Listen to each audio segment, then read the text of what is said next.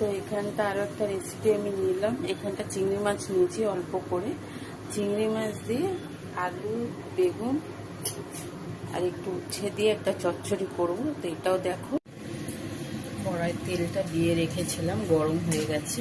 এবার এই চিংড়ি মাছটা কটা ভেজে নেব আমি।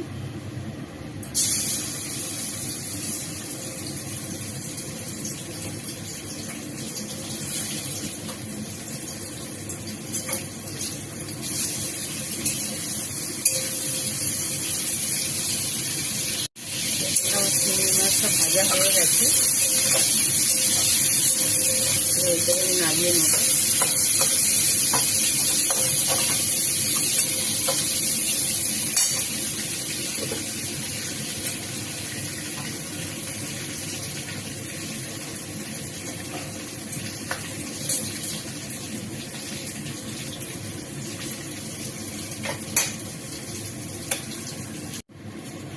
একটু 5 ফোড়ন আর একটা শুকনো লঙ্কা দিয়ে দিলাম তেলে।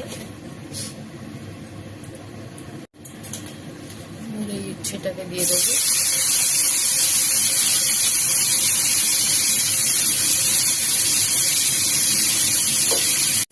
এখানে আমি আলু আর বেগুনটাকেও দিয়ে দেবো উচ্ছের মধ্যে।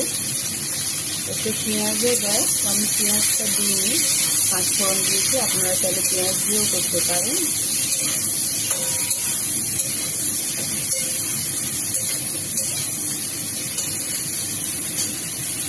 বাকি মশলাগুলো দিয়ে দেবো। জিরে, ধনে আছে, হলুদ গুঁড়ো, লঙ্কা গুঁড়ো আছে। এগুলোকে ভেজে নেবো ভালো করে।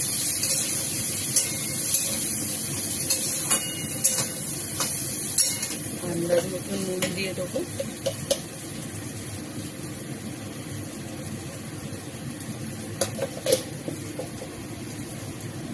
একটু টমেটো কুটিয়ে রেখেছিলাম, ওইটাও দিয়ে দেবো।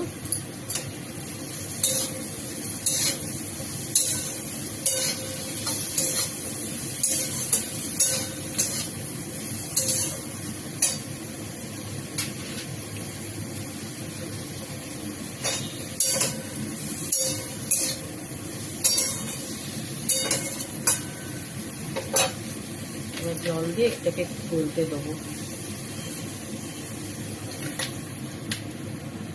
আমি এতে চিংড়ি মাছ দিয়ে দেবো।